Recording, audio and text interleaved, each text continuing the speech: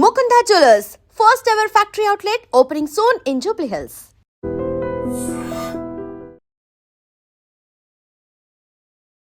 Hello use welcome to iDream media. ఒక చిన్న దెబ్బ తగిలితేనే బిలబిల్లాడిపోతాం. అలాంటిది పక్కన విజువల్ ప్లే అవుతుంది కదా, అందులో ఉన్న ఆ యువకుడిని చూస్తే ప్రతి ఒక్కరు కూడా గుండె తరుక్కుపోవాల్సిందే. ఎందుకంటే మతి స్థిమితం సరిగ్గా లేక పర్సనల్ పార్ట్ని కట్ చేసుకొని అసలు ఏమైందో కూడా తెలియక ఆర్తనాదాలు పెడుతుంటే కొంతమంది గమనించిన బయట ఎవరైతే నడుస్తున్నారో పాదచారులు వారంతా కూడా గమనించి పోలీసులకి సమాచారం ఇచ్చారు. ఇదంతా ఎక్కడో కాదు, విజయనగరం జిల్లా బొబ్బిలి నియోజకవర్గం. ఏదైతే బొబ్బిలి రోడ్డు ఉందో అక్కడ ఒక యువకుడు బ్లడ్ అంతా కూడా అయిపోతూ నడుస్తూ వెళ్ళడం కొంతమంది స్థానికులు అక్కడ గమనించారు. ఏంటి అని అడగగానే పేరు గాని డీటెయిల్స్ గాని సరిగ్గా చెప్పలేకపోతున్నాడు. అక్కడ తెలిసింది ఏంటంటే మతి స్థిమితం సరిగ్గా లేకపోవడం వల్ల ఆ ప్యాంట్ అంతా కూడా బ్లడ్ మార్క్ తోటి కిందనంతా కూడా ఎక్కువగా బ్లీడింగ్ అవుతుంది. అసలు ఏమైందో ఏంటని తీరా చూస్తే పాపం తనకి సరైన అవగాహన లేక ప్రైవేట్ పార్ట్ ని కట్ చేసుకున్నాడు. అది కూడా చెప్పుకోలేక అక్కడ తిరుగుతున్నాడు. దాన్ని గమనించిన స్థానికులు అందరూ కూడా బొబ్బిలి ఆసుపత్రికి తీసుకువెళ్లారు. అక్కడ ట్రీట్మెంట్ చేయించుకోవడానికి ఆ కుర్రవాడు పెట్టిన ఆర్తనాదాలు ఇంత అంతా కాదు. అంతేకాకుండా ట్రీట్మెంట్ కూడా సరిగ్గా సహకరించలేదు. ఎంతమంది ఎన్ని చెప్పినా సరే అక్కడ పరిస్థితి మాత్రం వాళ్ళ చేయి దాటిపోతుందేమో భయపడి విజయనగరం ప్రభుత్వ ఆసుపత్రికి తరలించారు. ఇక్కడ కూడా వైద్యులు జరిగిందంతా కూడా చూసి ఆశ్చర్యపోయి ఇక్కడ సరైన వసతులు లేక విశాఖపట్నం KGH కి తరలించారు. పాపం అభం శుభం తెలియని ఆ యువకుడు, అంటే మతి స్థిమితం లేని వారిని మనం ఎలా చూస్తాం, చిన్న పిల్లలతో సమానంగా చూస్తాం.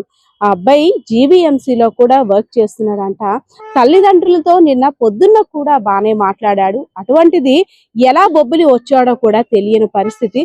అయితే ఇప్పుడు పరిస్థితి మాత్రం విషమంగానే ఉంది. సర్జరీ చేసిన తర్వాత ఆ యువకుడి యొక్క ఆరోగ్య పరిస్థితి ఎలా ఉందని కాసేపట్లో కూడా వైద్యులు చెప్పినట్లయితే తెలుస్తుంది. సో ఏదైతేనే మతి స్థిమితం లేని వారిని కుటుంబ సభ్యులు కాస్త గమనించి వారి వెన్నంటూ ఉన్నట్టయితే ఇలాంటి దారుణాలు జరగకుండా ఉంటాయేమో. ఎందుకంటే తెలిసి తెలియక వాళ్ళు ఏం చేస్తున్నారో కూడా తెలియని అయోమయ పరిస్థితిలో వారు చేస్తున్న పనులు ప్రాణాల మీదకి తెచ్చుకుంటున్నారు. ఆల్రెడీ ఎవరైతే ఈ రాజ్ కుమార్ అనే యువకుడు ఉన్నాడో విశాఖపట్నంలో మతి స్థిమితంకి సంబంధించి కొంత వైద్యాన్ని కూడా తీసుకున్నాడు. నాకంతా బానే ఉంది, నేను ఇప్పుడు డ్యూటీకి వెళ్తాను, అప్పుడప్పుడు డ్యూటీకి వెళ్ళలేకపోతున్నాను అంటూ కూడా ఆ ఫ్రెండ్స్ అందరితో నిన్న పొద్దున్న కూడా బాగానే మాట్లాడు. కానీ ఈవినింగ్ కాల్ చేశారు. ఆ ఫోన్ నెంబర్ కూడా పాపం తన దగ్గర లేదు. పేరెంట్స్ అంతా కూడా తన పరిస్థితిని గమనించి జోబీలో ఒక ఫోన్ నెంబర్ ని రాసి పెట్టేశారు. ఈ అబ్బాయి ఎక్కడైనా కనిపించినట్టయితే మాకు కాల్ చేయండి, మా సమాచారం ఇది అని. సో ఎక్కడ బొబ్బిల్లో స్థానికులు అందరూ కూడా ఫోన్ నెంబర్కి ఫోన్ చేయగానే కుటుంబ సభ్యులు స్పందించి హోటాహుట్న బొబ్బిలి వచ్చారు. సో అక్కడైతే మాత్రం పరిస్థితి చేయి దాటిపోతుందేమో. ఎందుకంటే పర్సనల్ పార్ట్ ని కట్ చేసుకున్నాడు కాబట్టి ఇంకా పరిస్థితి కూడా ఇంకా విషమించే అవకాశం ఉంది. కాబట్టి కంపల్సరిగా విజయనగరం పంపించాలని కూడా వైద్యులు సూచించారు. ఇక్కడ కూడా అసలు అంటే ట్రీట్మెంట్ కూడా ఆ పిల్లడు సహకరించటం లేదు. ఎందుకంటే తన ప్రాణాలు పోతాయని తాను కూడా తెలియదు. అసలు ఎందుకు కట్ చేసుకున్నాడో ఏం కట్ చేసుకున్నాడో కూడా తెలియని అయోమయ స్థితిలో ఉన్నాడు ఆ యువకుడు. సో ఏదైతేనే ఇలాంటి సంఘటనలు జరగకూడదని మనమంతా కూడా ఆశిద్దాం.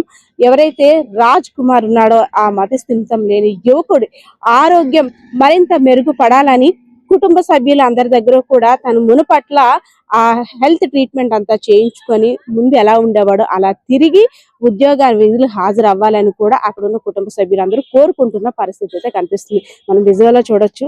పాపం ఆర్తనాదాలు ట్రీట్మెంట్ కూడా సహకరించక చుట్టుపక్కల వాళ్ళు ఎంత బ్రతిమలాడుతున్నారు. ఎందుకంటే అబ్బాయి ఏం చేసుకుంటున్నాడో కూడా అబ్బాయికి తెలియని అయోమయ పరిస్థితిలో ఉన్నాడు. కాబట్టి కాస్త సహకరించయ్యా, నీకోసం అయ్యా, సహకరించయ్యా, చేతుల్లో ప్రాణాలు పోతాయి అనేసి అని ఎంత చెప్తున్నా సరే అక్కడ మాత్రం ఆ వినే పరిస్థితిలో లేడు.